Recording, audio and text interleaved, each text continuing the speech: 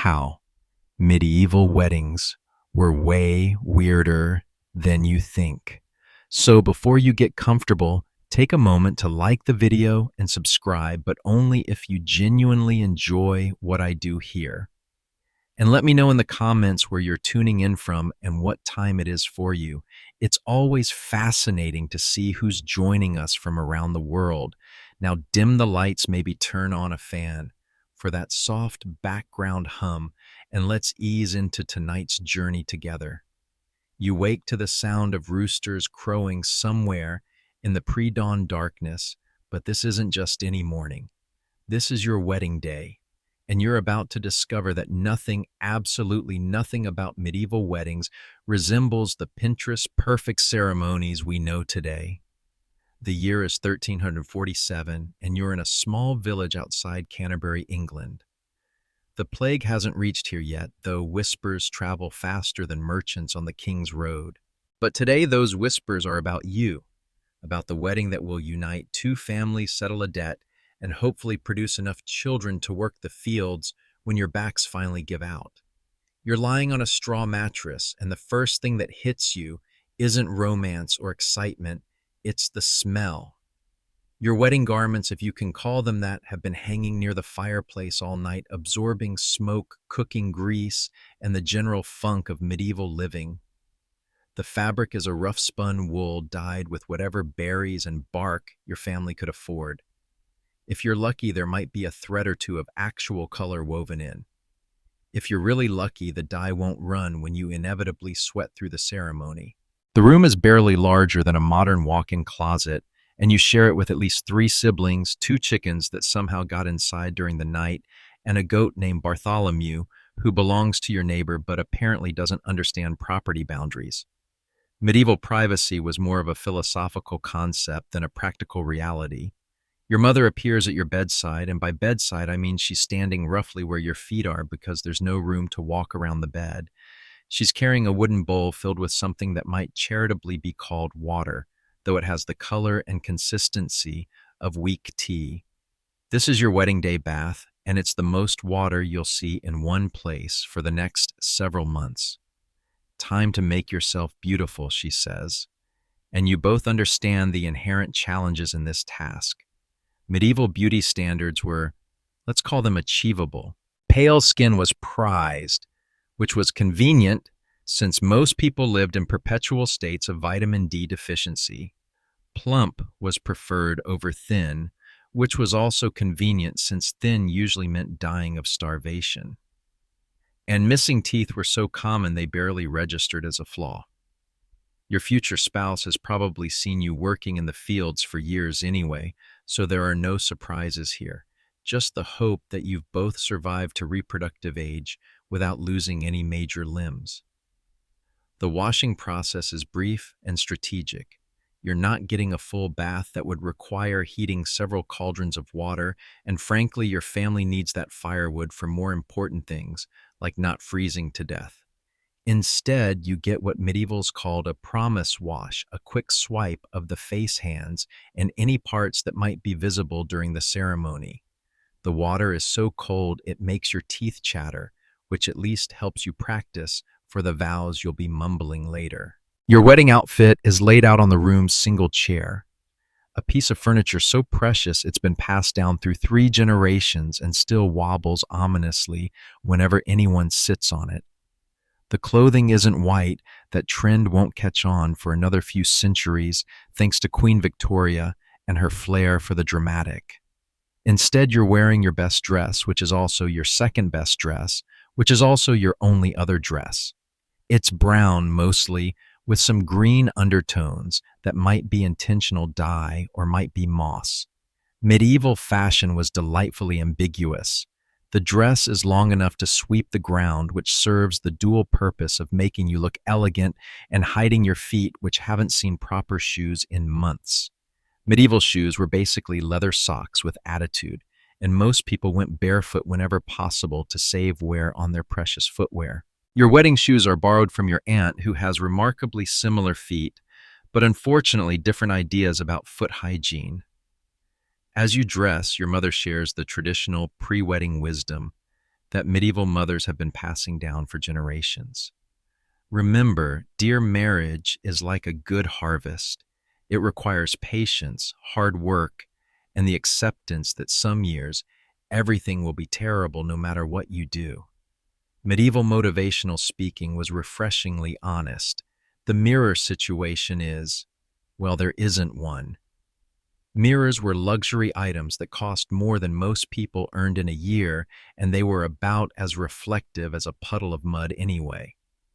Instead, your mother holds up a polished metal disc that shows a vague approximation of your face, assuming you squint and use your imagination. You look like a medieval person about to get married, which is to say, you look slightly cleaner than usual and moderately terrified. Your hair receives special attention, and by special, I mean it gets combed for the first time in weeks, with a wooden comb that has fewer teeth than you do. Medieval hair care was a once-in-a-while proposition, and most people's hair existed in a state of controlled chaos. For your wedding, it's braided and pinned up under a simple cloth covering because unmarried women could show their hair, but married women needed to cover it up. This was apparently to prevent other men from being driven wild with lust by the sight of your unwashed, rarely combed locks. The religious preparation begins next, and this is where things get interesting. Your local priest, Father Aldrich, arrives before dawn for what he calls spiritual preparation. But what everyone knows is really making sure you understand the rules. He's a thin man who perpetually looks like he's been interrupted while doing something very important, which he probably has, since medieval priests were basically the village's doctor, lawyer, therapist, and entertainment committee all rolled into one.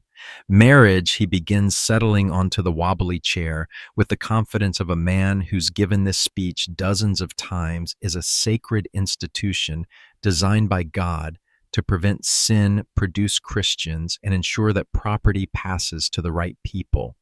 Romantic right medieval wedding pep talks were notably short on sentiment and long on practical theology. He continues, "You will obey your husband in all things as the church obeys Christ. You will bear children as God wills, which means as many as possible until you can't anymore. You will manage his household, which means you'll do all the work while he gets credit for it.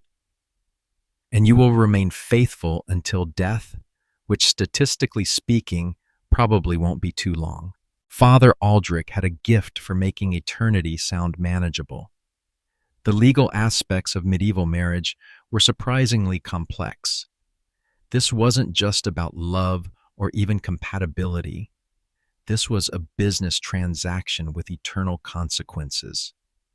Your father and your future father-in-law had been negotiating this arrangement for months, discussing dowries, land rights, inheritance laws, and what happens if either of you dies before producing an heir. Medieval prenups were less about protecting assets and more about preventing family wars. Your dowry has been assembled over years: 2 chickens, one of which actually lays eggs, a wooden chest that your grandmother carved, a set of wool blankets that only have small holes, and a silver coin that's been in your family so long no one remembers which king's face is on it.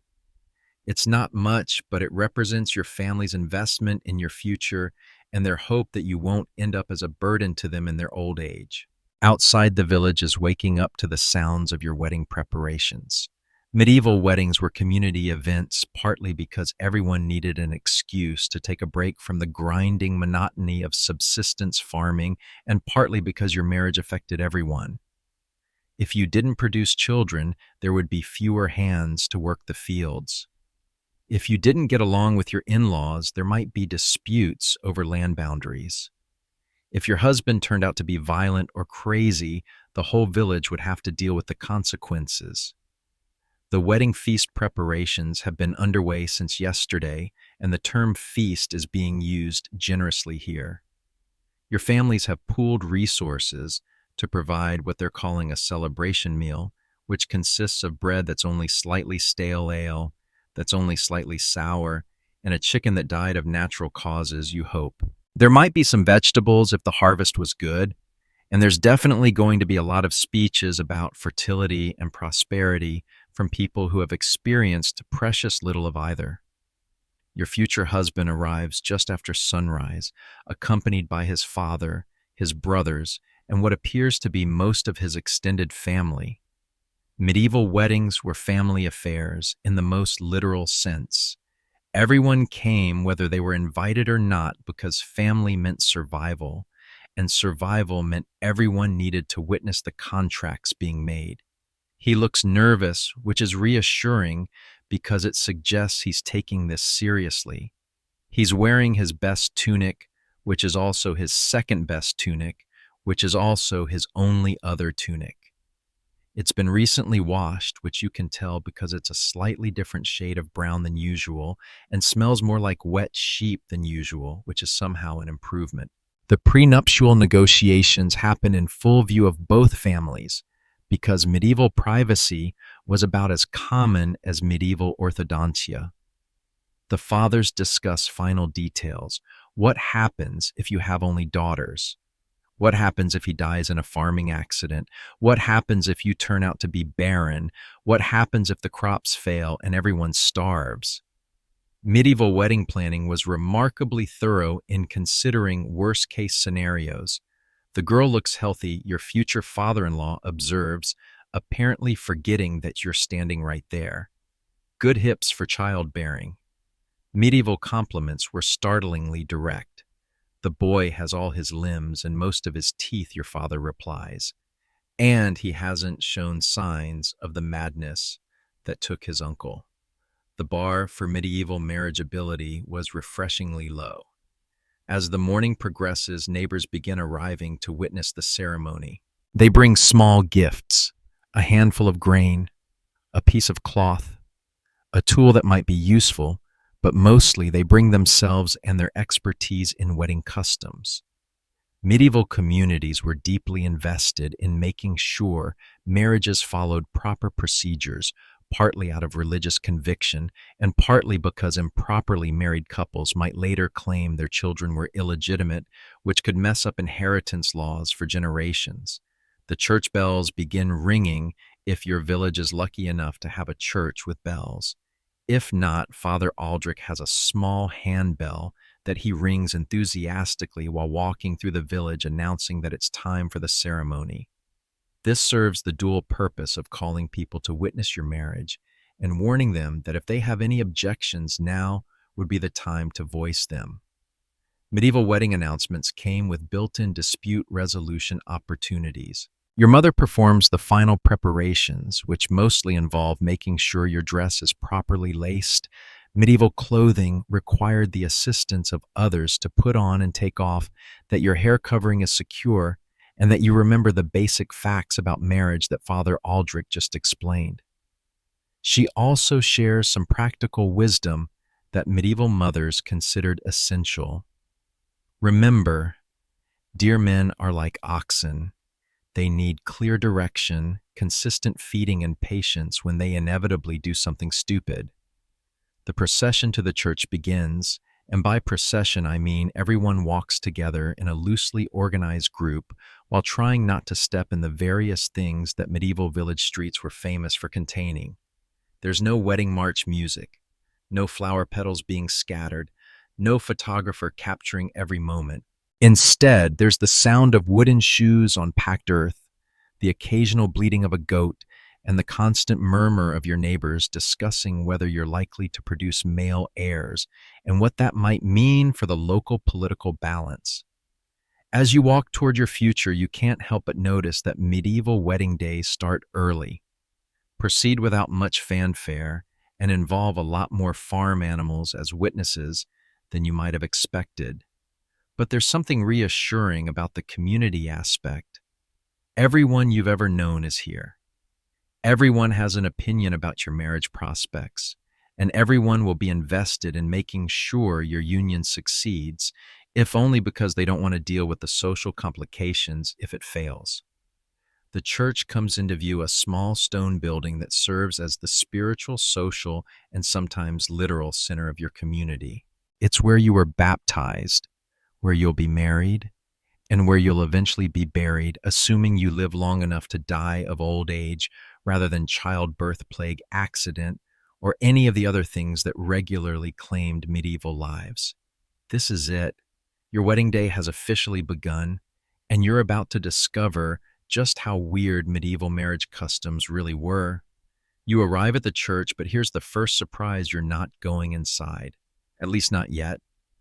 Medieval wedding ceremonies actually took place at the church door in full view of the community because marriage was considered too important to hide away inside a building. This wasn't just about religion, it was about witnesses' legal validation and making sure everyone knew exactly what promises were being made and to whom. The church door, or more accurately, the area immediately in front of it, serves as your wedding venue. There's no altar, no pews, no stained glass windows casting romantic colored light across your face. Instead, there's packed earth, a handful of chickens pecking around your feet, and the constant background noise of village life continuing around you. Medieval romance was aggressively practical. Father Aldrich takes his position in front of the church door, wearing his best religious vestments, which consist of robes that are only slightly patched, and a wooden cross that's been in the parish longer than anyone can remember.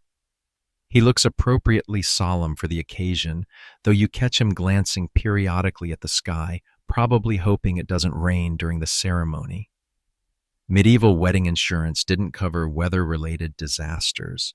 The community forms a loose circle around you, and by community, I mean everyone within walking distance who doesn't have something absolutely critical to do at this exact moment. This includes children, elderly relatives, neighbors, strangers passing through town, and what appears to be most of the local livestock. Medieval weddings were open invitation events, whether you wanted them to be or not. Your future husband stands beside you, looking approximately as nervous as you feel. Medieval men often got married with as little romantic preparation as medieval women, meaning they also had minimal say in the selection process and maximum anxiety about the outcome. He's probably been given advice by his father along the lines of treat her better than the livestock, but don't get too attached in case she dies in childbirth, which passed for medieval relationship counseling. Father Aldrich begins the ceremony with a prayer, but not the kind of prayer you might expect. Medieval wedding prayers were heavy on practical requests, good harvests, healthy children, successful negotiations with God about not sending too many disasters in the coming year. Romance was fine, but survival was the priority. Dearly beloved, Father Aldrich begins. We are gathered here in the sight of God and this community to witness the joining of these two souls in holy matrimony for the purpose of preventing sin, producing legitimate heirs, and ensuring that property passes through proper legal channels. Medieval vows were remarkably honest about their purposes. The first part of the ceremony involves what's called the calling of banns, except in reverse. Instead of asking if anyone objects to the marriage, Father Aldrich asks if everyone agrees that the marriage should proceed. This isn't about romantic approval, it's about legal verification. Does anyone know of any existing marriages that would make this one invalid?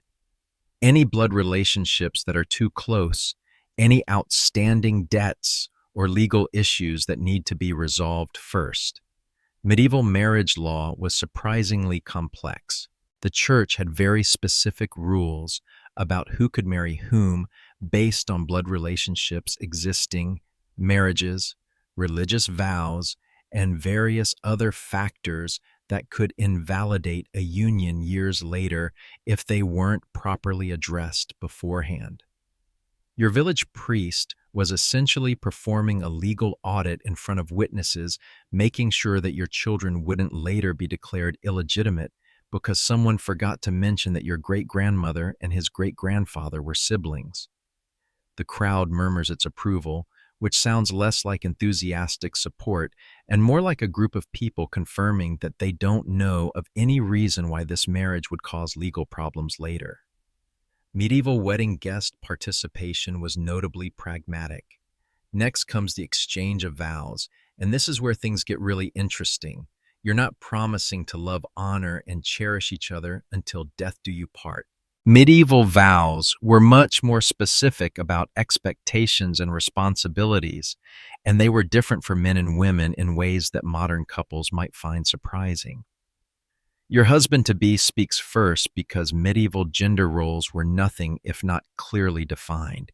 He promises to provide for you with worldly goods, which sounds generous until you realize that medieval worldly goods consisted mostly of farm tools, livestock, and the occasional spare tunic. He promises to worship you, but medieval worship meant something closer to honor and respect rather than adore and pamper. And he promises to keep you in sickness and in health, which was a much more serious commitment in an era when sickness was frequent, health was relative, and medical treatment consisted mainly of hoping for the best. Your vows are different. You promise to obey your husband, which was taken much more literally than it might be today. You promise to be bonny and buxom, which didn't mean attractive and busty. It meant cheerful and compliant. And you promise to be faithful until death us depart, using the older English phrasing that made it clear this was a lifetime commitment, not a trial run. The vows are spoken in whatever language you both understand best, which might be English, might be Norman French, might be a local dialect that's somewhere between the two. Medieval multilingualism was common out of necessity, and wedding vows needed to be understood by everyone involved, especially since they were legally binding contracts being made in front of witnesses. After the vows comes the ring ceremony, assuming there's a ring involved. Medieval wedding rings were not the diamond-studded promises of eternal love that we might expect. If you're lucky enough to have a ring at all, it's probably made of iron or copper, possibly silver if your families are particularly prosperous. The design is simple, maybe a cross scratched into the metal, possibly your initials if someone in the area knows how to do metalwork with letters. The ring goes on your right hand, not your left. The idea that the left ring finger has a special vein connecting directly to the heart won't become popular for a few more centuries. Medieval anatomy was creative but not particularly accurate, and practical considerations usually trumped romantic symbolism anyway. Your husband places the ring on your finger while saying, "With this ring I thee wed, with my body I thee worship, and with all my worldly goods I thee endow." It's a comprehensive promise that covers spiritual, physical, and economic aspects of marriage in one efficient sentence. Medieval efficiency extended even to wedding vows. The ring exchange is followed by the blessing of coins, which is where medieval weddings get really practical. Your husband produces a small collection of coins, probably silver pennies, possibly foreign currency if he's been trading with merchants from other regions. These coins represent his commitment to support you financially. And more importantly, they represent your legal right to those funds if he dies before you do. The coins are blessed by Father Aldrich, then placed in your hands as a symbol of your new economic status. You're no longer your father's financial responsibility. You're now your husband's financial partner with specific legal rights to household resources. Medieval women's rights were limited, but not non-existent, especially when it came to economic security within marriage. The community witnesses this exchange with the same attention they'd pay to any other legal transaction, because that's essentially what it is. Marriage in medieval society was simultaneously a spiritual sacrament, a legal contract, and an economic arrangement. Romance was a bonus, but it wasn't the foundation. Next comes one of the most peculiar medieval wedding customs, the blessing of the marriage bed. No, this doesn't happen at the church door, but it does get announced there. Father Aldrich announces that he will visit your home later in the evening to bless the bed where you'll begin your married life. This isn't as intrusive as it sounds mostly, because medieval homes didn't really have private bedrooms anyway, and everyone knew that the success of your marriage would be measured largely by how quickly you started producing children. The blessing of the bed involves sprinkling holy water on the mattress, saying prayers for fertility and healthy births, and making sure that the bed itself meets basic church standards for marital furniture. Medieval beds were significant investments.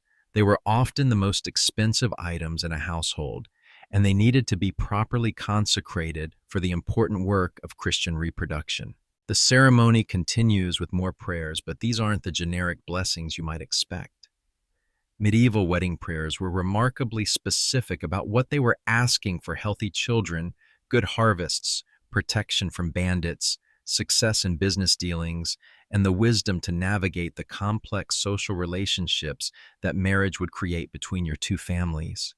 Father Aldrich prays that you'll be like Sarah in your obedience, like Rachel in your fertility, like Rebecca in your wisdom, and like Judith in your courage. Medieval wedding prayers drew heavily on biblical examples, and the examples chosen for women tended to emphasize their roles as wives and mothers rather than their individual achievements. For your husband, the prayers ask that he be like Abraham in his faith, like Isaac in his devotion, like Jacob in his persistence, and like Joseph in his economic wisdom. Medieval masculine ideals were about leadership provision and spiritual responsibility, with the understanding that the success or failure of the household would ultimately be attributed to the husband's management. The community responds to these prayers with amen and various other expressions of approval, but they're not just being polite. These wedding prayers were essentially public statements of expectation. The village was collectively expressing what they hoped this marriage would contribute to the community's overall well-being. After the prayers comes the kiss, which is much more ceremonial than romantic. Medieval wedding kisses were performed for the witnesses rather than for the couple. You kiss briefly, decorously, and publicly, sealing the marriage contract in a way that everyone can observe and remember. This isn't about passion, it's about completion of the legal ceremony. The kiss is followed by the signing or marking of documents, assuming your village has anyone who can write. Most medieval people couldn't read or write, so legal documents were often marked with symbols or crosses rather than signatures. Father Aldrich makes notes in the church records documenting the date the participants, the dowries exchanged, and any special circumstances that might be legally relevant later. Your families also exchange documents if they have them, or more likely they make verbal agreements in front of witnesses about ongoing responsibilities and expectations. Medieval contracts were often oral agreements backed by community memory rather than written documents, which made the witness aspect of weddings absolutely crucial. As the church door ceremony concludes, the community expresses its approval through a custom that modern couples might find surprising. They throw grain and small coins at you. This isn't like throwing rice at modern weddings, it's about fertility and prosperity. The grain represents the hope that you'll be fertile and that your family will always have enough to eat. The coins represent the hope that you'll prosper economically and be able to contribute to the community's overall wealth. Getting pelted with grain and small change while trying to look dignified in your best dress is just another part of medieval wedding logistics. You smile, brush the grain out of your hair, and prepare for the next phase of your wedding day, the procession to your new home. But first, there's the matter of the church door blessing itself. Father Aldrich places his hands on the wooden door behind you and prays that your marriage will be as strong and enduring as the church itself. Medieval churches were built to last centuries, and the symbolism wasn't subtle. Your marriage was expected to be a permanent institution that would outlast individual preferences, temporary difficulties, and the various personal disasters that medieval life regularly provided. The church door ceremony is now complete, but your wedding day is far from over. Medieval marriages required multiple stages of celebration and verification, each with its own customs, expectations, and opportunities for things to go entertainingly wrong. As you stand there legally married, but not yet fully celebrated, covered in grain, and surrounded by your entire community, you're beginning to understand that medieval weddings were less about creating a romantic moment and more about creating a social institution that would serve multiple practical purposes for everyone involved. The next phase of your wedding day is about to begin, and it's going to involve a lot more walking, a lot more witnesses, and a lot more customs that no modern wedding planner would ever suggest. Now that you're legally married in the eyes of God and the church, it's time for the community celebration phase of your medieval wedding, which is where things get genuinely weird in ways that modern wedding traditions haven't even begun to approach. The procession from the church door to your new home begins with what medieval communities called the Parade of Witnesses, though it resembles less a formal parade and more an enthusiastic mob of your neighbors following you through the village streets while making as much noise as possible. The reasoning behind this custom was practical. Everyone needed to know that you were now married, that the union was legitimate, and that the social order had been officially updated to reflect your new status. Leading the procession is Father Aldrich, who rings his handbell continuously while walking backward in front of you, which requires considerable skill and represents one of the more athletic aspects of medieval priesthood. Behind him, you and your new husband walk together, trying to maintain some dignity while being followed by what appears to be every person and domesticated animal within a 3-mile radius. The noise is extraordinary. Medieval communities didn't have many opportunities for celebration, so when one arose, everyone participated with enthusiasm that bordered on violence. People bang pots, ring bells, blow horns, and shout congratulations that are audible from villages so far away that their residents probably assume someone is being attacked by Vikings. Children run alongside the procession, throwing flower petals, if it's the right season for flowers or grain, if it's not, or whatever they can find in their pockets, which might include small stones, bits of bread, dead insects, or interesting pieces of metal they've been saving for special occasions. Medieval flower children were notably less discriminating about their projectiles. The adults in the procession are singing, or at least they're making sounds that they believe constitute singing. Medieval music education was spotty at best, and community singing events tended to be enthusiastic rather than tuneful. The songs are traditional wedding songs passed down through generations, with lyrics that focus heavily on fertility, prosperity, and warnings about the various disasters that might befall your marriage if you don't follow proper customs. One popular song translates roughly to May. Your marriage bed be fruitful. May your harvest never fail. May your husband stay healthy. May your children never wail. May your in-laws be pleasant. May your neighbors be kind. May you never go hungry. May you never lose your mind. Medieval wedding songs were comprehensive in their well wishes and notably specific about potential problems. Your new mother-in-law walks directly behind you carrying a wooden spoon and what appears to be a small bag of herbs.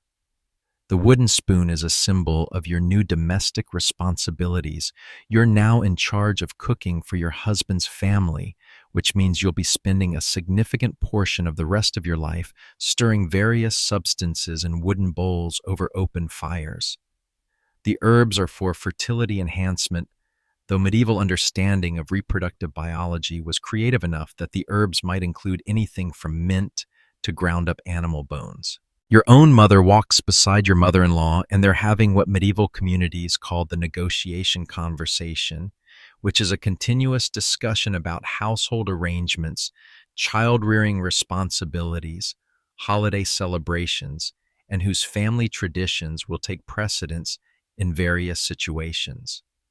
This conversation will continue for the next several decades, or until one of them dies, whichever comes first.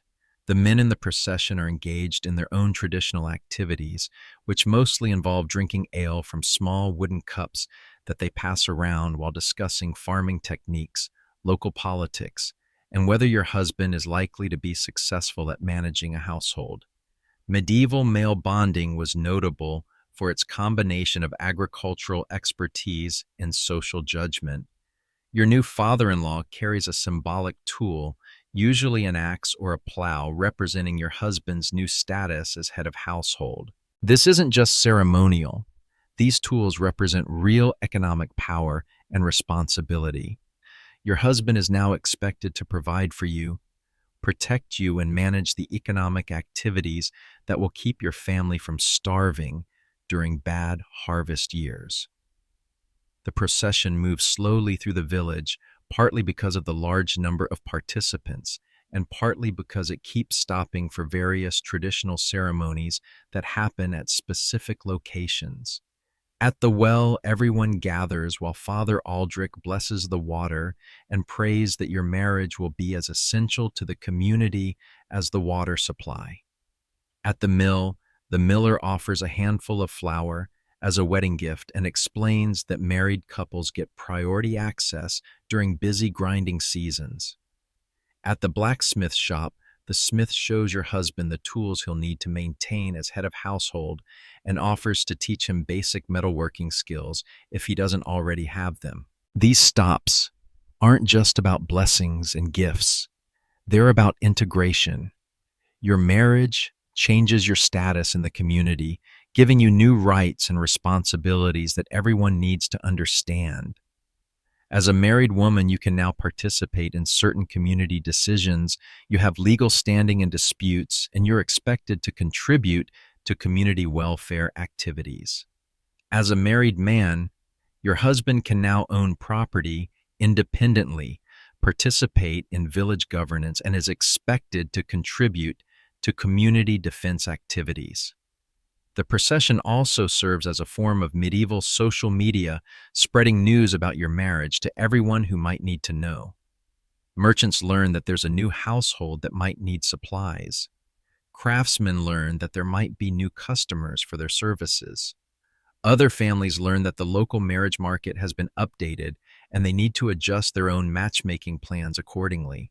About halfway through the procession, you encounter the traditional blocking of the way, which is exactly what it sounds like. A group of young men from the village position themselves across the path, holding ropes or branches, and refuse to let the procession continue until your husband proves his worthiness through a series of challenges. These challenges aren't dangerous or particularly difficult. They're more like medieval party games designed to entertain the crowd and give your husband an opportunity to demonstrate his good humor. He might be asked to lift a heavy stone, answer riddles about farming or household management, or perform some basic physical feat like jumping over a small stream or climbing a tree. The most common challenge is called the test of provision, where your husband has to explain how he plans to support his new wife through the coming year. This isn't a romantic speech about love and devotion. It's a practical presentation about crop planning, livestock management, and economic strategy. Your husband might say something like, "I will plant barley in the north field, oats in the south field, keep 3 chickens and 1 pig trade, surplus grain for iron tools, and ensure that my wife has adequate firewood for cooking and warmth throughout the winter months." The crowd evaluates his answer based on practical considerations. Does he understand local farming conditions? Has he planned for seasonal variations? Does he have realistic expectations about crop yields? Is he taking proper account of taxes, tithes, and other obligations? Medieval wedding entertainment was notably educational. If his answers are satisfactory, the young men let the procession continue. If not, they might require additional demonstrations of competence, or they might demand payment in the form of ale or small coins. This isn't serious, it's all part of the celebration, but it does serve the practical purpose of making sure that your husband has actually thought about the economic realities of marriage. The procession continues with more singing, more noise making, and more throwing of various substances at you and your husband. By this point, you're both covered in flower petals, grain small coins, bits of bread, and whatever else people have found to throw. Medieval weddings were notably messy affairs, and looking dignified was less important than looking celebrated. As you approach your new home, the procession encounters the final traditional obstacle, the threshold challenge. This is where things get really interesting from an anthropological perspective because it involves customs that are much older than Christianity and much weirder than anything the church officially endorses. Your new home, which might be a room in your husband's family's house, a small cottage, or simply a designated area within a larger family compound, has been decorated for your arrival. The decorations consist mainly of herbs, flowers, and various objects that are supposed to bring good luck, ward off evil spirits, and encourage fertility. These might include horseshoes, garlic special stones, pieces of iron, religious symbols, and various plant materials that local tradition associates with marital success. The threshold itself has been specially prepared. It's been swept clean, sprinkled with holy water, and marked with symbols that are supposed to provide spiritual protection for your new household. In some regions, the threshold is also marked with blood from a recently slaughtered chicken, though this custom is gradually being discouraged by the church as too pagan for Christian weddings. Your husband is expected to carry you over the threshold, but not for the romantic reasons that modern couples might expect. Medieval threshold carrying was about spiritual protection. Evil spirits were believed to lurk around doorways, and a bride was considered particularly vulnerable to spiritual attack during the transition from her father's household to her husband's household. By carrying you over the threshold, your husband was demonstrating his ability to protect you from supernatural dangers as well as earthly ones. The threshold carrying also served a practical purpose. It prevented you from tripping over the doorway in your long dress while wearing unfamiliar shoes and being pelted with celebratory objects by enthusiastic neighbors. Medieval wedding logistics required careful attention to safety considerations. Once you're safely inside your new home, the community celebration continues, but now it becomes more focused on the specific customs associated with blessing your new domestic space. This is where medieval weddings get really detailed about expectations and responsibilities, because everyone understands that the success of your marriage will depend largely on how well you manage the practical aspects of running a household together. The first custom is the blessing of the hearth, where Father Aldrich says prayers over your cooking fire, while your new mother-in-law explains the family's traditional recipes, cooking schedules, and food storage systems. This isn't just about cooking, it's about the economic management that will determine whether your family eats well or poorly, prospers or struggles, survives, or starves during difficult times. Your cooking fire is more than just a place to prepare meals.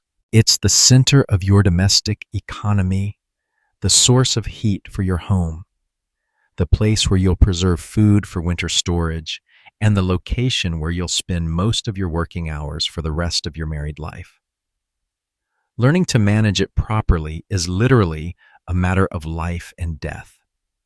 The blessing involves Father Aldrich sprinkling holy water on the fire while reciting prayers that ask God to keep the flames burning steadily to prevent accidents that might burn down your home, and to ensure that you'll always have enough fuel to keep your family warm and fed. Medieval fire management with serious business house fires could destroy entire neighborhoods, and a family that lost their hearth often didn't survive the winter.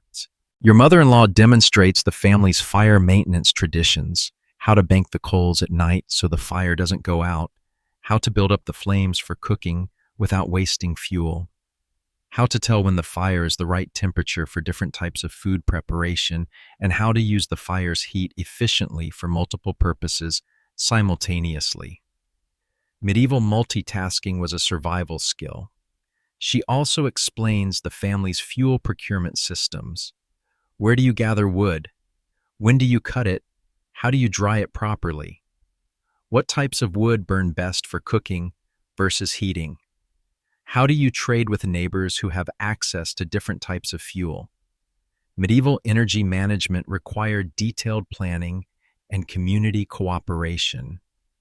The next blessing is for your bed, which Father Aldrich approaches with the solemnity appropriate to what medieval people considered the most important piece of furniture in your home. Your bed isn't just where you sleep, it's where you'll spend time when you're sick, where you'll give birth to your children, where you'll nurse them when they're ill, and where you'll eventually die when your time comes.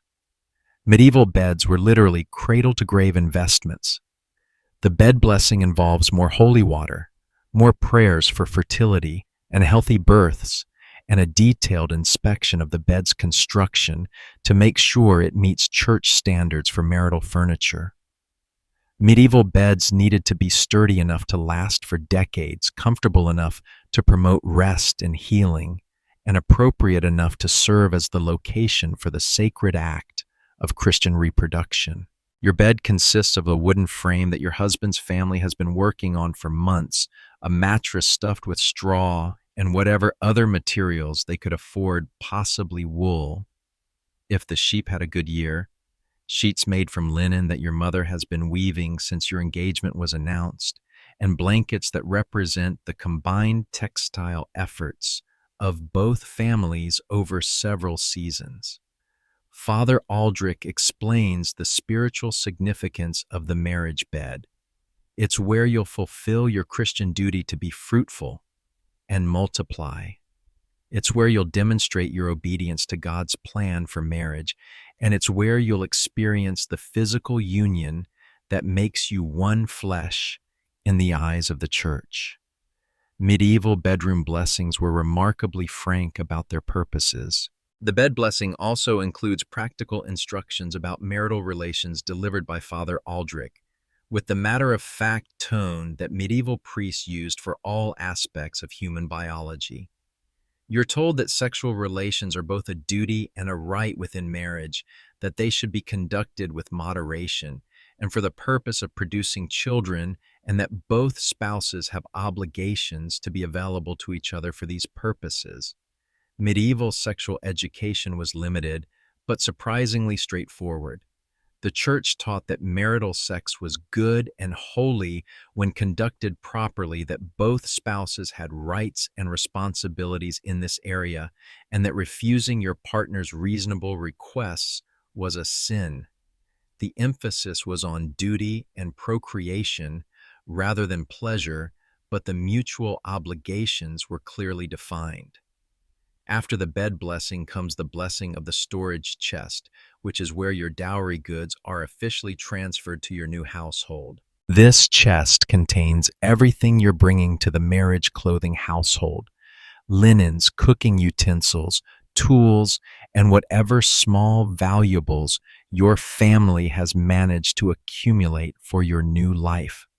The chest blessing involves cataloging its contents in front of witnesses so that everyone knows exactly what you've contributed to the marriage and what your legal rights to these goods are if your husband dies before you do. Medieval property law was complex, and married women's rights to their personal possessions needed to be clearly established and publicly witnessed. Your mother opens the chest and displays each item while explaining its history and significance.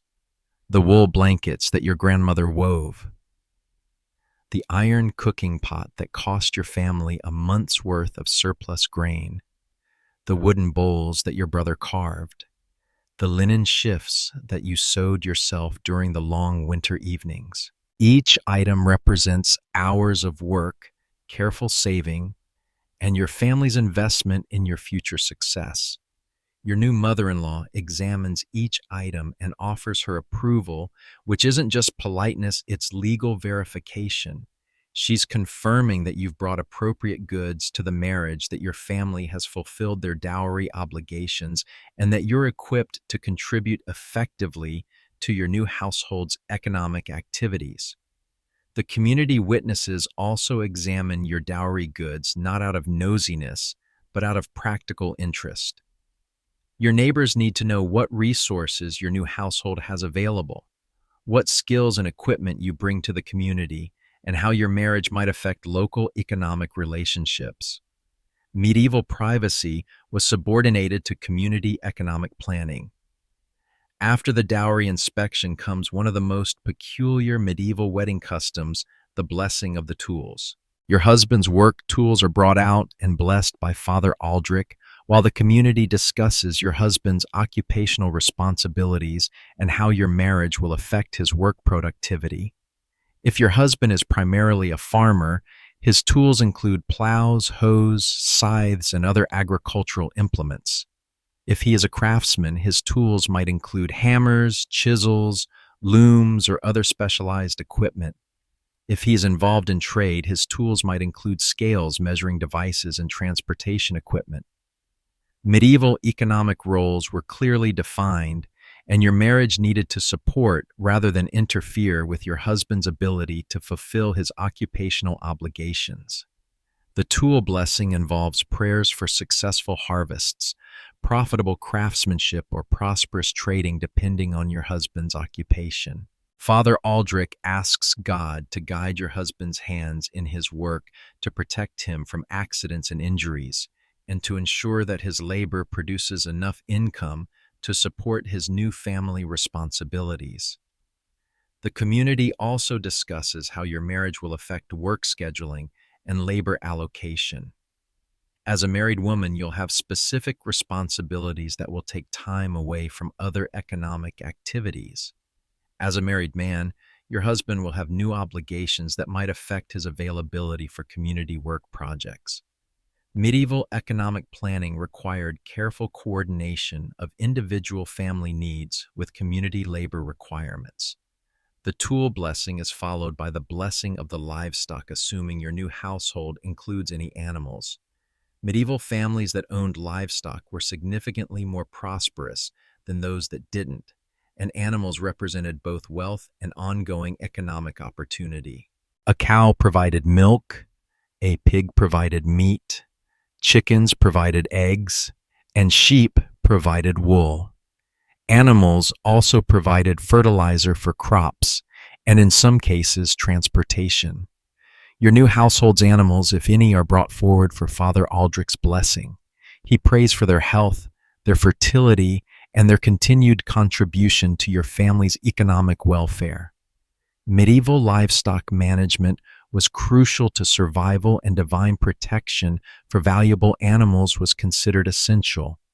The livestock blessing also involves community discussion about grazing rights, breeding arrangements, and seasonal care responsibilities.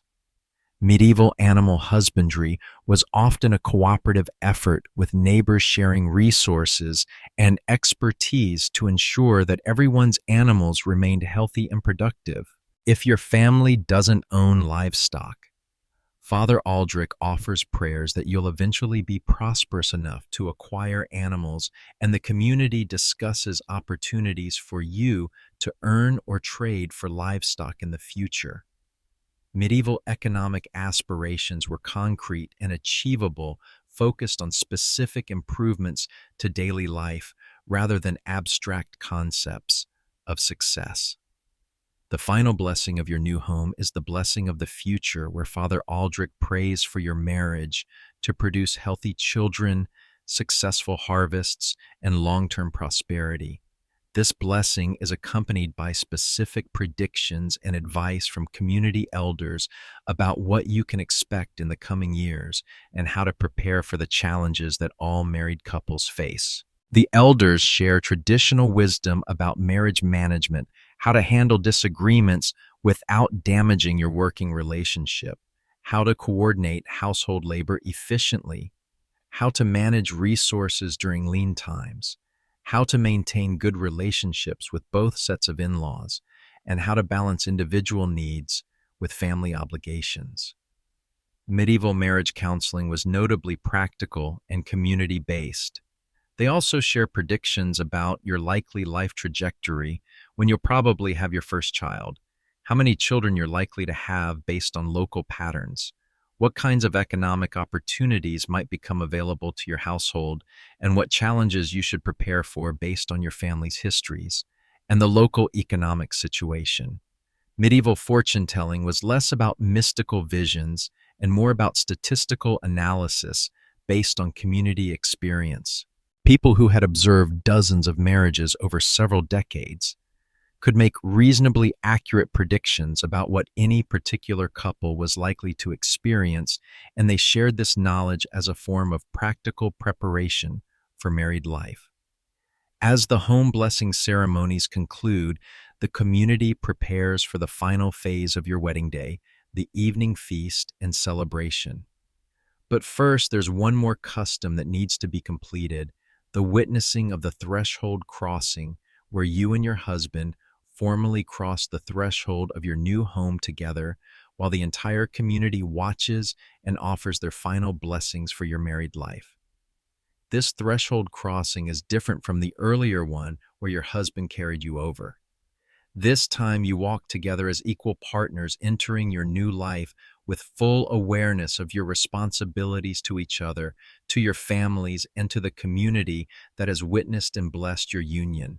The threshold crossing is followed by the community's final ceremonial act, the sealing of the household, where Father Aldrich makes the sign of the cross over your doorway and declares that your home is now officially established as a legitimate Christian household with all the rights and responsibilities that status entails.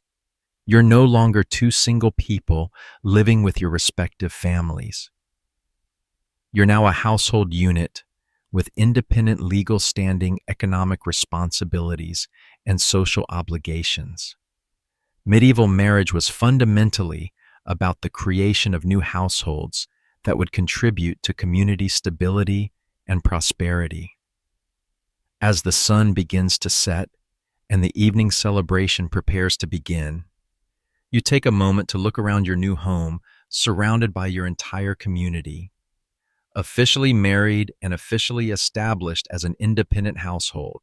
The day has been long, strange, and exhausting, but you've successfully navigated the complex social, legal, and religious requirements that medieval society demanded of married couples. The evening feast awaits with its own peculiar customs and traditions. But for now, you're standing in your own home, legally married, spiritually blessed, and surrounded by a community that has invested considerable time and energy in ensuring that your marriage begins with every possible advantage. Medieval weddings were weird, complicated, and utterly different from modern celebrations, but they were also remarkably thorough in preparing couples for the realities of married life in a world where individual survival depended on community cooperation, and successful marriages were essential to everyone's welfare. As evening approaches, the celebration moves into its most anticipated phase, the wedding feast. But before you get too excited about medieval party food, you should understand that a medieval wedding feast bears about as much resemblance to a modern wedding reception as a medieval castle bears to a modern hotel. Which is to say, they serve similar basic functions while being completely different in every practical detail. The feast takes place in the largest available space, which might be the village common area, the churchyard, or simply the largest room in someone's house, depending on your community's resources and the season. Medieval venues were chosen for capacity and weather protection rather than ambiance, and the decorations consist mainly of whatever flowers, herbs, and greenery people could gather from the surrounding countryside.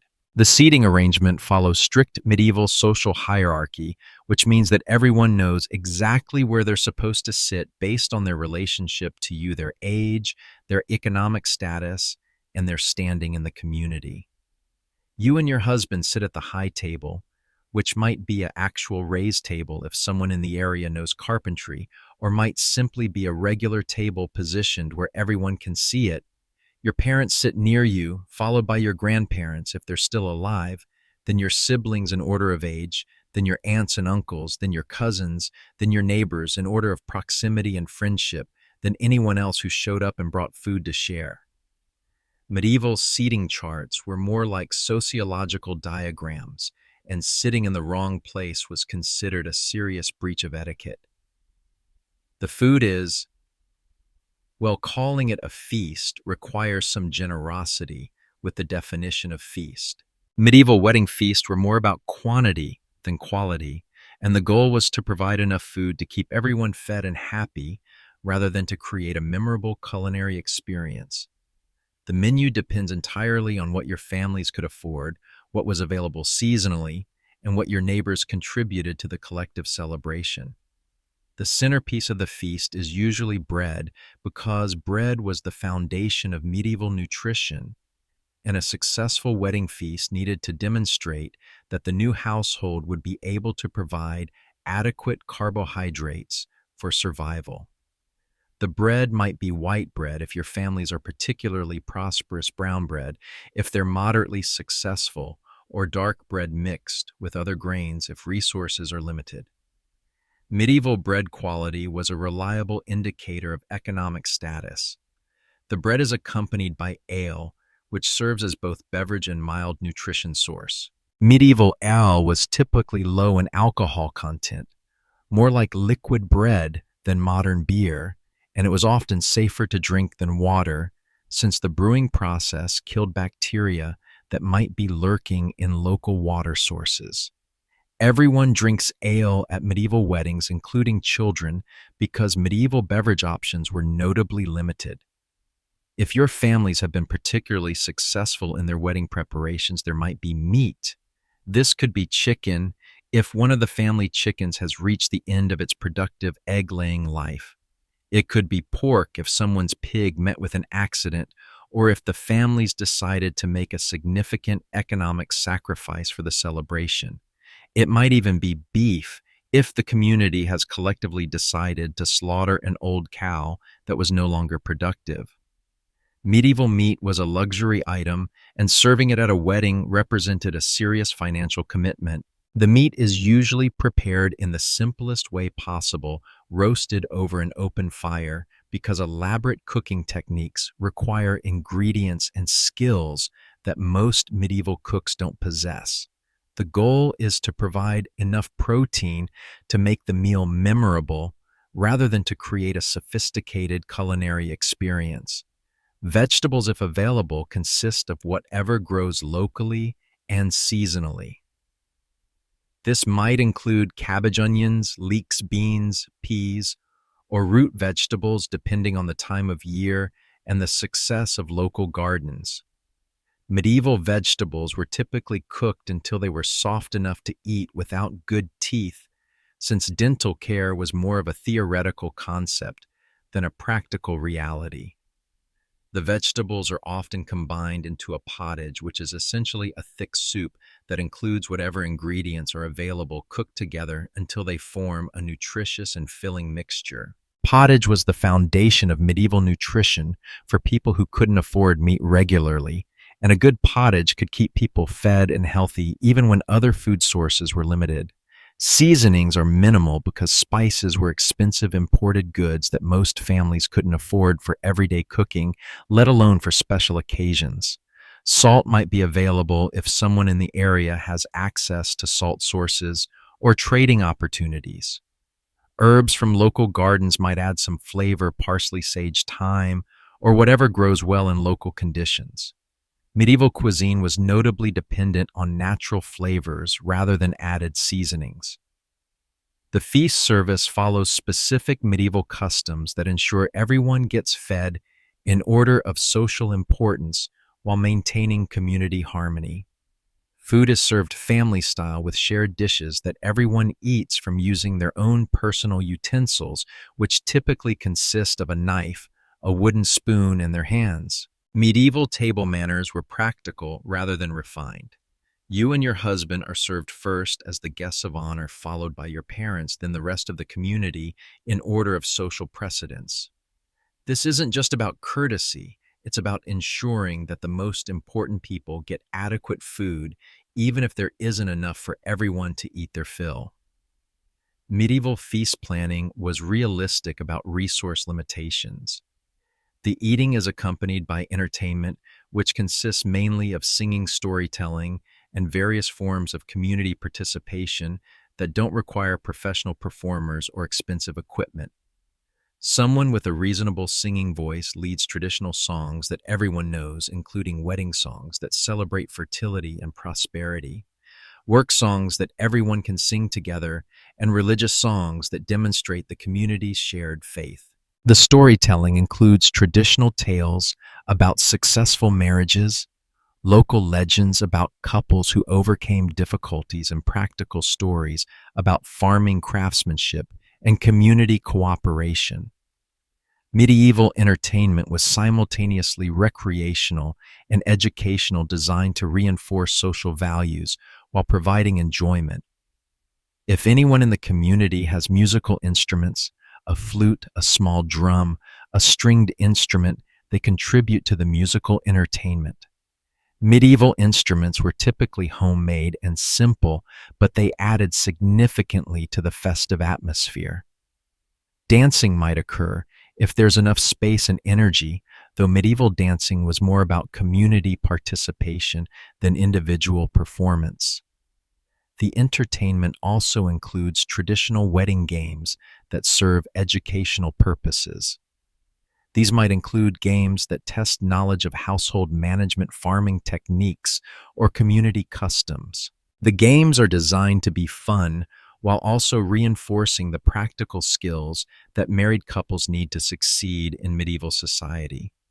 One popular game is called the marriage market, where unmarried young people in the community pair off temporarily and answer questions about how they would handle various household challenges.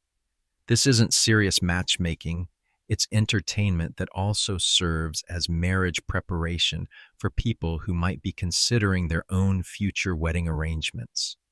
Another traditional game is the prosperity challenge, where couples compete to demonstrate their knowledge of local economic opportunities, seasonal planning, and resource management.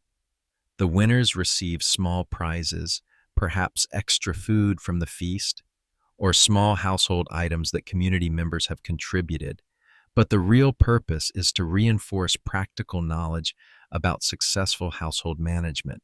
The feast also includes the traditional gift presentation, where community members offer wedding gifts to help you establish your new household.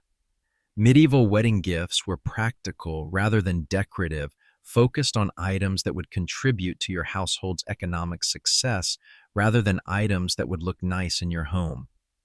Common gifts include household tools, wooden spoons, clay bowls, iron knives, woven baskets that you'll use for daily cooking and food storage, work tools that support your husband's occupation, farming implements, crafting tools, or trading equipment, raw materials that you can use for household production, wool for spinning, flax for weaving, seeds for planting, or wood for crafting. The gifts are presented publicly with explanations of how each item is intended to contribute to your household's prosperity. The gift-giving process serves as community education about the resources that successful households need and the ways that neighbors can support each other's economic activities. Each gift is blessed by Father Aldrich, who offers prayers that the items will be useful, durable, and contribute to your family's long-term success. Medieval gift blessings were practical requests for divine assistance with the specific challenges that each household item would help you address. The gift presentation is followed by the advice ceremony, where community elders share traditional wisdom about marriage, household management, and community relationships. This advice is specific and practical, based on decades of experience with the challenges that married couples typically face in your particular community. The advice covers seasonal planning, how to prepare for winter, how to manage resources during planting and harvest seasons, how to coordinate household activities with agricultural schedules, economic management, how to balance spending and saving, how to prioritize household investments, how to participate in local trading opportunities, social relationships, how to maintain good relationships with both sets of in-laws, how to balance individual family needs with community obligations, how to handle conflicts with neighbors. Medieval marriage advice was notably comprehensive and community-focused, designed to help couples succeed not just as individuals but as contributing members of a larger social and economic system. The advice ceremony includes warnings about common marriage problems and practical strategies for avoiding or resolving them, disputes over household labor allocation, conflicts with in-laws about child-rearing practices, disagreements about resource allocation during difficult economic times, challenges related to illness, injury, or other disasters that might affect household productivity. The elders also share success stories about couples who have overcome various challenges, providing examples of problem-solving strategies that have worked for other families in similar circumstances. Medieval marriage counseling was based on community experience rather than theoretical principles, and the advice was tested by practical results over multiple generations. As the evening progresses, the feast gradually transitions from eating and formal entertainment to more casual socializing.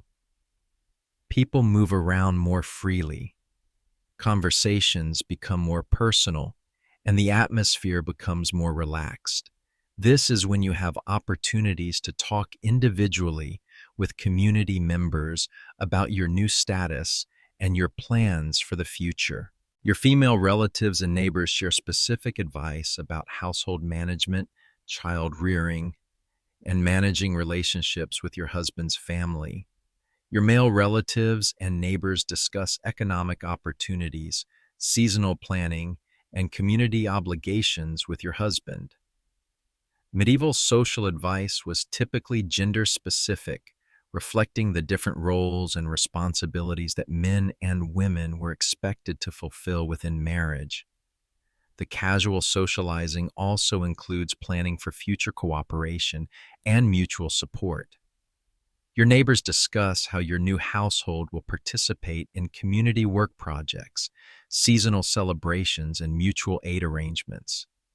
Medieval communities were interdependent systems where individual household success was connected to overall community welfare. As the feast winds down, the community prepares for the final wedding custom, the bedding ceremony, which is exactly as awkward as it sounds and represents one of the most peculiar aspects of medieval wedding traditions.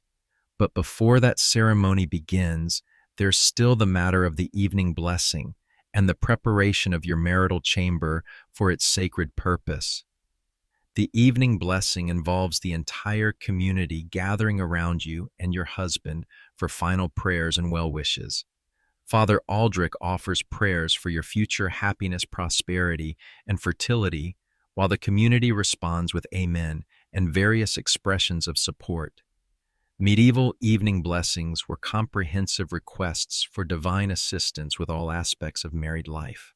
The blessing includes specific requests for protection from the various disasters that might affect your marriage, crop failures, livestock, diseases, accidents, illnesses, conflicts with neighbors, problems with in-laws, difficulties with childbirth, and the various other challenges that medieval couples regularly faced. Medieval prayers were remarkably thorough in acknowledging potential problems while requesting divine assistance. The blessing concludes with the community's collective promise to support your marriage through practical assistance, advice, and intervention if necessary. Medieval marriage was a community institution, and everyone present was making a commitment to help ensure that your union succeeded for the benefit of all involved. As the evening blessing concludes and the community prepares for the final ceremony of your wedding day, you realize that medieval weddings were less about creating a perfect romantic moment and more about creating a comprehensive support system for a new household that would need to succeed economically, socially and spiritually, in order to contribute to community welfare. The feast has been long, strange, and exhaustingly social, but it has also been remarkably thorough in establishing your new status, providing practical resources for your future success, and creating the community relationships that will sustain your marriage through the various challenges that medieval life will inevitably provide.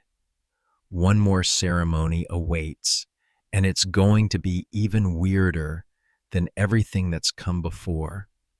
As the feast winds down and the evening grows late, you're about to experience what is arguably the most bizarre and invasive medieval wedding custom, the bedding ceremony.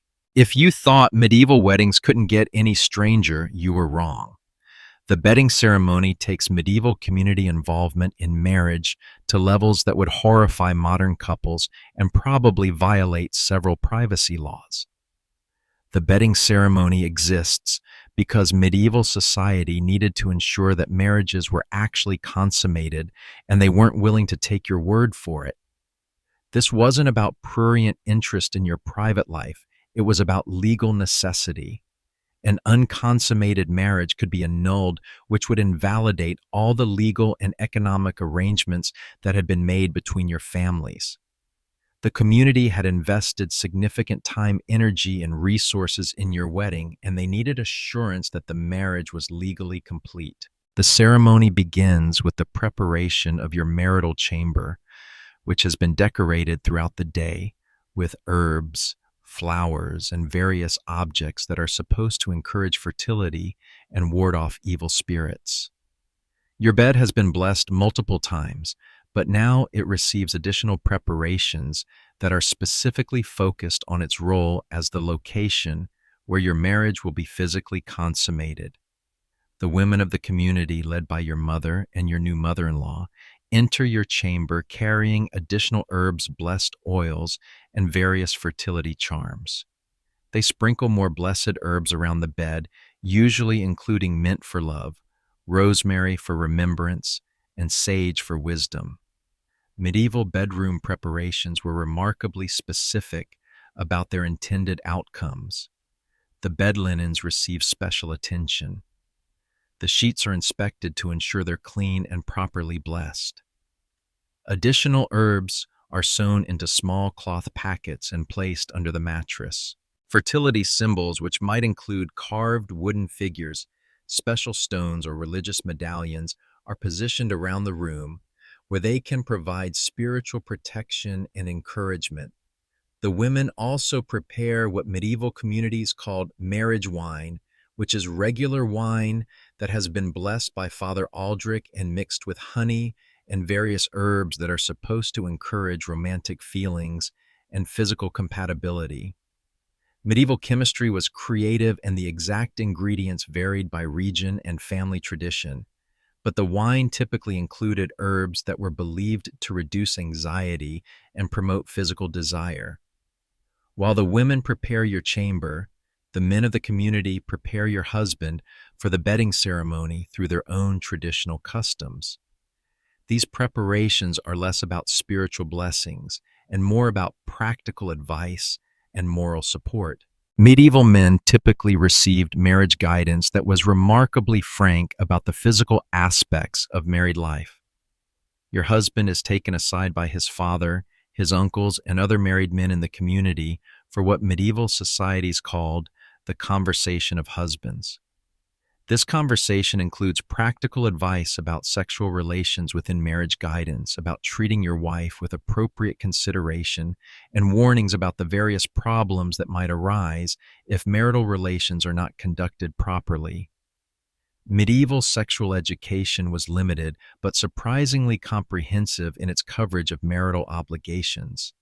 Men were taught that sexual relations were both a right and a responsibility within marriage, that wives had legitimate expectations about frequency and consideration, and that sexual problems could lead to serious marital difficulties that would affect entire families. The men also share traditional wisdom about managing the emotional aspects of married life, how to handle disagreements without damaging the sexual relationship, how to balance physical desires with practical considerations like pregnancy timing and seasonal work demands. How to maintain romantic interest over the long term of marriage. Medieval relationship advice was notably practical and experience-based. The men's preparations conclude with the consumption of additional ale and various toasts to your husband's success in his new marital role. Medieval bachelor parties were simultaneously celebratory and educational, designed to prepare men for responsibilities that were considered crucial to household and community welfare. As the preparations conclude, the entire community gathers outside your marital chamber for the actual bedding ceremony. This is where things get really invasive by modern standards, because medieval bedding ceremonies involved community witness to the beginning of your wedding night, if not actual observation of the consummation itself. The ceremony begins with Father Aldrich offering final prayers for your marriage, specifically focused on the physical union that is about to take place. Medieval bedding prayers were remarkably explicit about their purposes, asking for divine blessing on sexual relations, successful conception, and healthy pregnancies. Medieval religious language was notably direct about biological realities.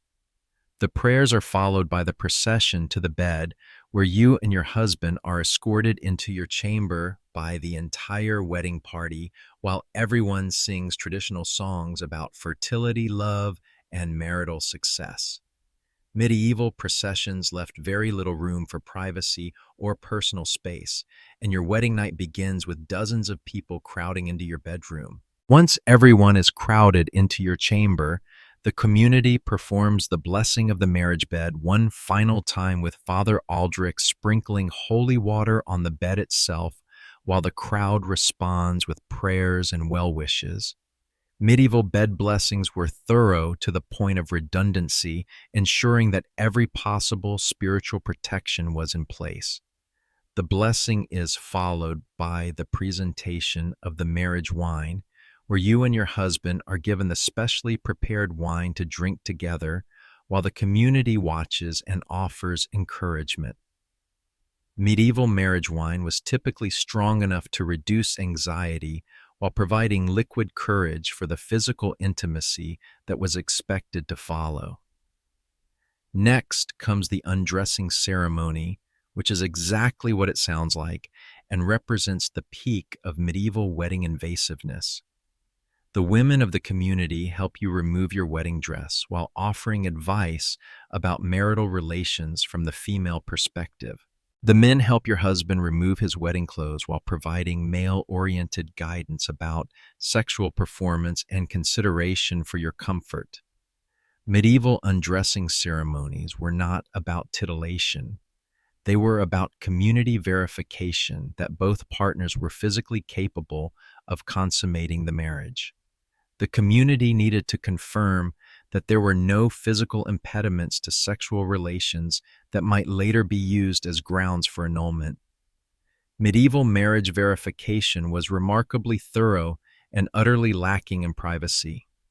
The undressing is accompanied by traditional songs and advice that are explicitly focused on the sexual aspects of marriage.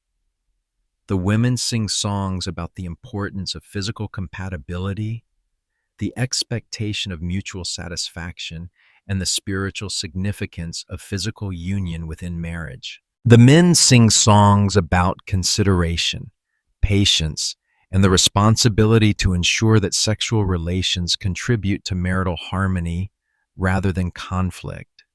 Medieval wedding songs were notably frank about sexual expectations and notably specific about the obligations that both partners had to fulfill. This wasn't about romance or passion. It was about duty, obligation, and the practical requirements for successful marriage in a society where sexual problems could lead to annulment, social disgrace, and economic disaster. Once you're both undressed and wearing simple night clothes, usually linen shifts that provide modesty while confirming that you're prepared for marital relations, The community performs the blessing of the bodies, where Father Aldrich prays over both of you while you stand together beside your marriage bed. This blessing asks for divine protection during sexual relations, successful conception, safe pregnancies, and healthy children. Medieval body blessings were comprehensive requests for divine assistance with all aspects of physical marriage, from immediate sexual success to long-term reproductive outcomes. The blessing also includes prayers for emotional compatibility, mutual respect, and the development of genuine affection between partners who may have had limited opportunities to get to know each other before marriage. Medieval marriages often began with physical intimacy between relative strangers, and divine assistance with emotional connection was considered essential for long-term success. After the body blessing comes the witnessing of the bed entry, where you and your husband get into bed together while the community watches and offers final encouragements. Medieval bed entry was a public act that formally marked the beginning of your sexual relationship and provided community verification that the marriage was proceeding toward consummation. The bed entry is followed by the drawing of the curtains, assuming your bed has curtains, which provide some privacy for the actual consummation while maintaining community proximity for verification purposes. Medieval bed curtains were as much about legal protection as physical privacy, ensuring that consummation occurred while providing witnesses who could testify to its completion if necessary. If your bed doesn't have curtains, which is likely since curtains were luxury items, the community simply turns away while remaining in the room, providing audio verification of consummation without visual intrusion. Medieval privacy was a negotiated concept that balanced individual dignity with community legal requirements. The community remains in your chamber or immediately outside it until they receive confirmation that consummation has been successfully completed. This confirmation typically comes in the form of audio evidence sounds that indicate sexual activity is taking place rather than visual verification, though medieval standards for evidence were notably less stringent than modern requirements. Medieval consummation verification was based on community consensus rather than medical examination. If the witnesses agreed that they had heard sounds consistent with sexual activity, and if both partners confirmed that consummation had occurred, the marriage was considered legally complete. Medieval evidence standards were practical rather than scientific. The verification process also includes inspection of the bed linens the following morning, looking for blood that would indicate the bride's virginity, and successful penetration. Medieval virginity verification was considered essential for legal purposes, ensuring that the bride had been pure before marriage and that consummation had definitely occurred. The blood inspection was conducted by the community's married women, who examined the sheets and provided official confirmation of the bride's previous virginity and the successful completion of consummation. Medieval medical knowledge was limited, but blood evidence was considered reliable proof of both chastity and sexual activity. If blood evidence was found, it was preserved and witnessed as legal documentation of the marriage's validity. If no blood was found, various explanations were considered: previous injury, natural variation, or incomplete consummation, and additional verification methods might be employed. Medieval marriage law was detailed in its evidentiary requirements. Once consummation is confirmed, the community offers final congratulations and gradually disperses, leaving you and your husband to continue your wedding night in relative privacy. Medieval wedding nights actually included very little private time, but the community's legal requirements have been satisfied, and your marriage is now considered complete in all respects. The bedding ceremony concludes with final prayers and blessings from Father Aldrich, who offers thanks for the successful completion of the marriage sacrament and asks for divine blessing on your future together. Medieval marriage completion was simultaneously a religious sacrament, a legal contract, and a community celebration, and all aspects needed to be properly concluded. As the community finally leaves your chamber and you're alone with your new husband, for the first time since the ceremony began, you have a moment to reflect on the day's events. You've been legally married, spiritually blessed, socially celebrated, and physically united, all under the watchful eyes of your entire community. Medieval weddings were comprehensive social institutions that left very little to chance or privacy. Your wedding day has been long, strange, invasive, and exhaustingly public, but it has also been remarkably thorough in establishing your new status, providing practical support for your future success, and creating the legal and social framework that will sustain your marriage through whatever challenges medieval life might provide.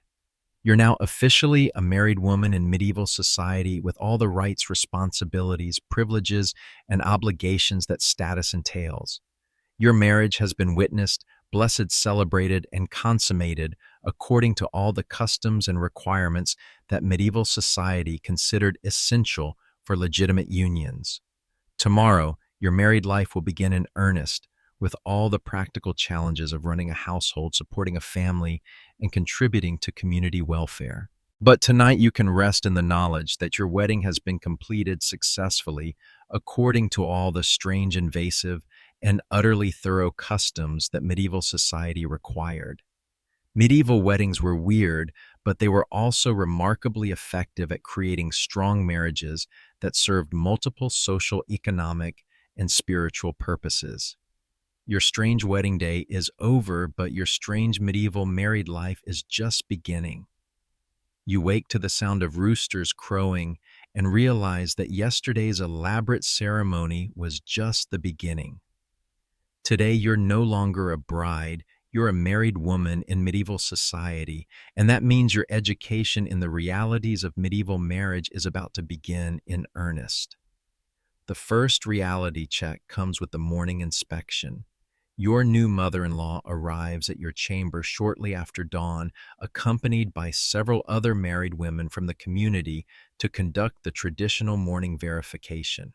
This involves examining the bed linens from your wedding night to confirm that consummation occurred and that you were indeed a virgin before marriage. Medieval morning inspections were standard procedure, not expressions of distrust. The inspection serves multiple legal purposes. It provides final confirmation that your marriage is valid and cannot be annulled. It verifies your family's claims about your purity, and it establishes the legal foundation for any children you might have. Medieval marriage law required extensive documentation, and physical evidence was considered more reliable than personal testimony. The women examined the sheets with the thoroughness of medieval forensic experts, looking for the blood that medieval society considered proof of successful consummation and previous virginity. Their examination is clinical rather than prurient. They're fulfilling a legal obligation that protects your marriage from future challenges and ensures that your family's reputation remains intact. If the expected evidence is found, the women offer their congratulations and formally declare that your marriage has been completed according to all proper customs. The bloodied sheet is carefully preserved as legal documentation, folded and stored in your family's collection of important documents. Medieval record keeping was practical and thorough, and marriage verification documents were among the most important papers a family could possess. If no blood evidence is found, the women consider various explanations and alternative forms of verification. Medieval understanding of female anatomy was limited but practical, and the absence of blood didn't automatically invalidate the marriage. Other forms of evidence might be considered sounds heard during the night, physical signs of sexual activity, or simply the testimony of both partners that consummation had occurred.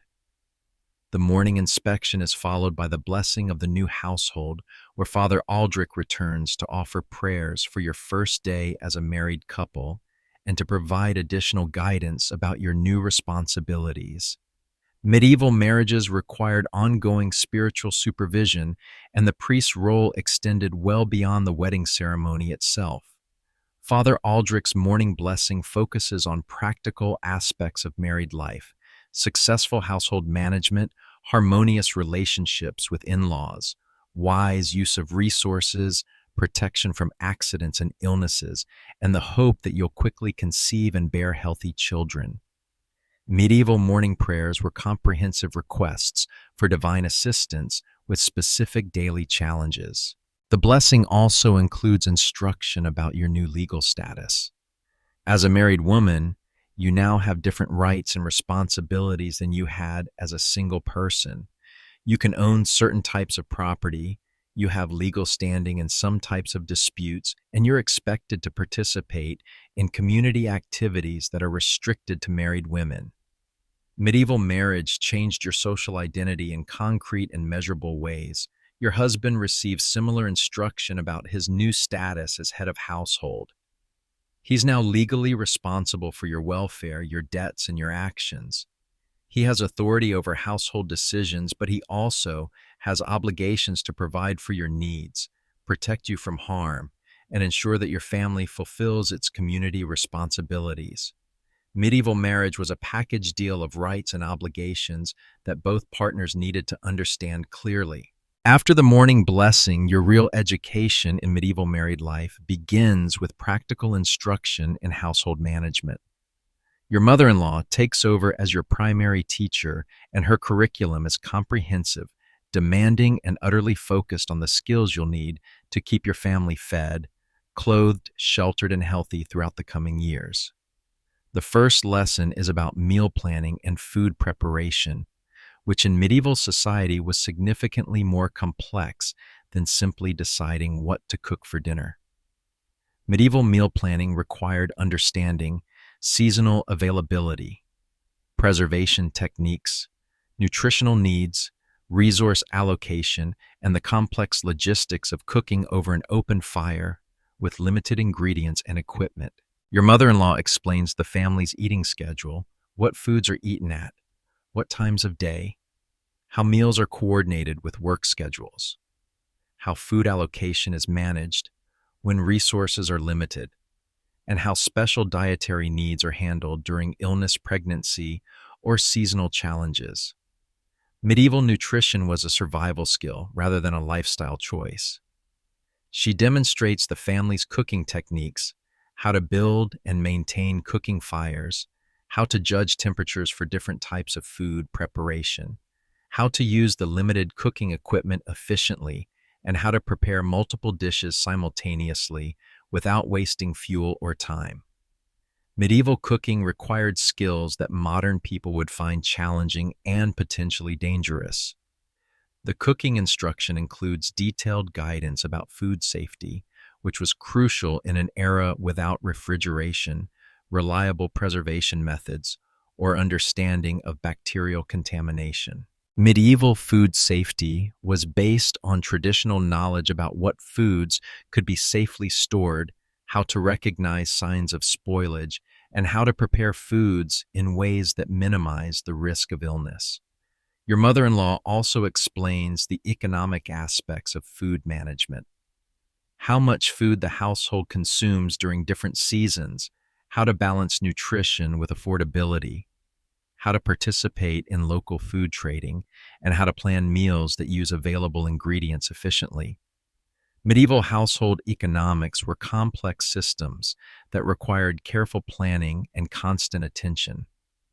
The food management lesson is followed by instruction in textile production, which was one of the most time-consuming and essential skills that medieval women needed to master. Medieval clothing and household textiles were produced almost entirely within individual households, and your ability to produce adequate clothing and linens would directly affect your family's comfort and health. Your mother-in-law demonstrates the family's textile production systems, how to process raw materials like wool and flax, how to spin fibers into thread, how to weave thread into cloth, and how to construct clothing and household items from finished fabric. Medieval textile production was a year-round occupation that required specialized tools, considerable skill, and enormous amounts of time. The textile instruction includes guidance about resource management, where to obtain raw materials, how to trade for supplies that your household can't produce, how to maintain and repair textile production equipment, and how to coordinate textile work with other household responsibilities. Medieval textile production was an economic activity as well as a practical necessity. You learn about seasonal textile planning. What types of work can be done during different times of year? How to coordinate textile production with agricultural schedules? How to prepare for the heavy textile demands of winter clothing production? And how to balance textile work with other seasonal responsibilities. Medieval time management was crucial for household success. The textile lesson is followed by instruction in household maintenance, which covers everything from basic cleaning to major repairs. Medieval households required constant maintenance to remain safe, comfortable, and functional, and much of this maintenance was the responsibility of married women. Your mother-in-law explains the household maintenance schedule, daily cleaning tasks, weekly, deep cleaning, seasonal maintenance projects, and annual major repairs.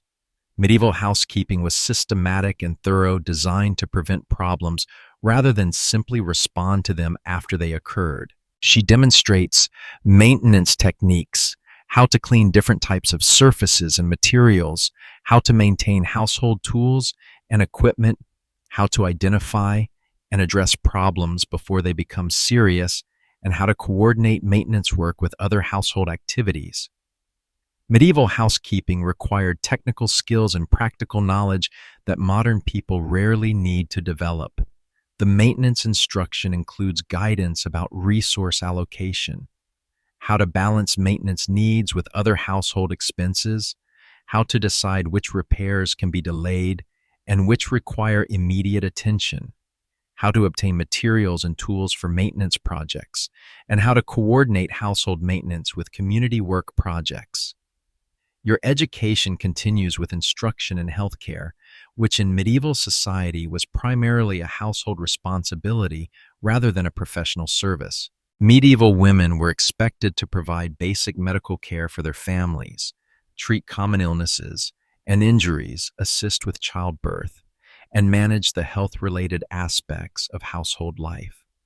Your mother-in-law teaches you about herbal medicine, which plants can be used to treat common ailments, how to prepare medicinal preparations, how to recognize symptoms of serious illnesses, and when to seek additional help from community healers or religious authorities.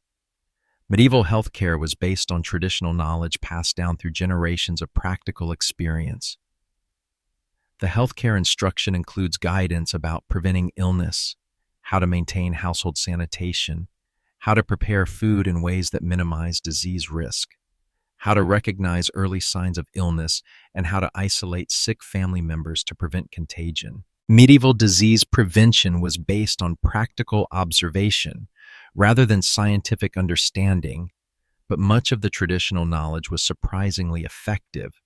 You learn about childbirth and infant care, how to assist with deliveries, how to care for newborns, how to manage the health challenges of pregnancy and nursing, and how to coordinate childcare with other household responsibilities. Medieval infant mortality was high, and women's knowledge about childbirth and infant care was literally a matter of life and death. The healthcare lesson is followed by instruction in financial management, which was more complex in medieval society than modern people might expect. Medieval households participated in various economic activities, managed multiple types of resources, and needed to coordinate their financial activities with seasonal cycles and community obligations. Your mother-in-law explains the household's economic activities, what goods and services your family produces for trade, how local trading relationships work, how to evaluate the worth of different types of goods and services, and how to participate in seasonal markets and trading opportunities. Medieval economics were based on barter trade and complex networks of mutual obligation rather than simple monetary transactions. She teaches you about resource allocation, how to balance immediate needs with long-term planning, how to save resources for seasonal challenges, how to invest in tools and equipment that will improve household productivity, and how to manage household finances during difficult economic periods. Medieval financial planning required understanding of agricultural cycles, local economic conditions, and community relationships. The financial instruction includes guidance about debt and credit, how local lending relationships work, how to evaluate the risks and benefits of borrowing resources, how to manage debt payments alongside other household obligations, and how to build the reputation for reliability that makes credit available when needed. Medieval credit was based on personal relationships and community reputation rather than formal financial institutions. Your education in married life continues with instruction in social obligations, which were complex and crucial for household success. Medieval communities were interdependent systems where individual family welfare depended on maintaining good relationships with neighbors, contributing to community projects, and fulfilling various social responsibilities. Your mother-in-law explains your new social obligations, what community events you're expected to attend, what types of assistance you should provide to neighbors, how to participate in seasonal celebrations and religious observances, and how to balance family needs with community responsibilities. Medieval social life was highly structured and required active participation rather than passive membership. She teaches you about conflict resolution, how to handle disagreements with neighbors, how to manage disputes over property boundaries or resource sharing, how to participate in community decision-making processes, and how to maintain family reputation while addressing problems that might arise with other community members. Medieval social harmony required active management and diplomatic skills.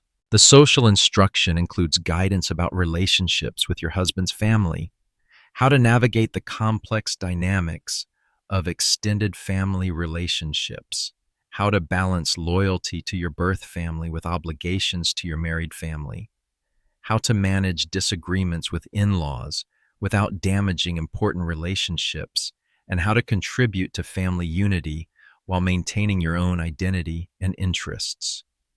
As your first day of married life progresses, you begin to understand that medieval marriage was less about romantic fulfillment and more about creating a functional, economic, and social partnership that could successfully navigate the complex challenges of medieval life.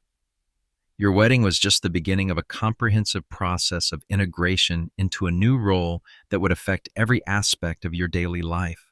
The day concludes with your first evening meal as a married couple prepared under your mother-in-law's supervision using the techniques and ingredients that you'll be working with for the foreseeable future. Medieval cooking was a daily challenge that required planning skill and creativity to produce nutritious and satisfying meals from limited resources. As you sit down to eat with your new husband, surrounded by his family and reflecting on the day's intensive education and married life, you realize that medieval marriage was a comprehensive social institution that provided structure, support, and purpose, even if it was quite different from modern ideas about love and partnership. Your strange wedding celebration is now a memory, but your education in the practical realities of medieval married life has only just begun. Tomorrow will bring new lessons, new challenges, and new opportunities to develop the skills that successful medieval wives needed to master. Medieval marriages were weird by modern standards, but they were also remarkably effective at creating stable households that could survive and prosper in a challenging environment. Your wedding was strange, but your marriage is going to be the foundation of your adult life for decades to come. As we reach the end of this journey through the peculiarities of medieval wedding customs, It's worth reflecting on what we've discovered about marriage in an era when romance was optional, but survival was mandatory. Medieval weddings were indeed weird by modern standards, invasive, community-focused, practical, to the point of being unromantic and structured around legal and economic considerations that most modern couples never need to think about. But they were also remarkably effective at creating marriages that served multiple social purposes while providing structure and support for couples who were often starting their adult lives with minimal resources and maximum challenges. The elaborate customs we've explored, from the church door ceremonies to the bedding rituals, weren't arbitrary traditions. They were practical responses to the realities of medieval life, where individual survival depended on community cooperation, where marriages affected entire families and neighborhoods, and where the legal and economic aspects of partnership were too important to be left to chance or private arrangements. Medieval communities invested enormous time and energy in wedding celebrations because they understood that successful marriages were essential to community welfare. Every new household created economic opportunities, every successful couple contributed to local stability, and every marriage that produced healthy children helped ensure the community's future survival. The invasive aspects of medieval weddings, the community witnesses, the morning inspections, the public nature of private moments reflected a society where privacy was a luxury that most people couldn't afford, and where individual choices had community consequences that needed to be managed carefully. But perhaps most importantly, medieval weddings were comprehensive, educational experiences that prepared couples for the practical realities of married life. The elaborate customs and community involvement weren't just about celebration. They were about ensuring that new couples understood their responsibilities, had access to necessary resources, and were integrated into the social networks that would support them through the challenges ahead. Modern weddings focus on creating perfect romantic moments, while medieval weddings focused on creating functional social institutions. Neither approach is inherently better or worse. They simply reflect the different priorities and challenges of their respective eras. As you drift off to sleep, perhaps you can imagine yourself back in that medieval village, surrounded by community members who were genuinely invested in your success, participating in customs that were strange but purposeful, and beginning a married life that was challenging but supported by centuries of practical wisdom about how to make partnerships work in difficult circumstances. Medieval weddings were definitely weird, but they were also remarkably thorough in preparing couples for the realities of life together. And sometimes in our modern world of individual choice and romantic idealism, there's something to be said for the medieval approach of community investment in marriage success. Sweet dreams, and may your own relationships, however they begin, benefit from the same kind of practical wisdom and community support that medieval couples could count on, even if the customs were undeniably strange.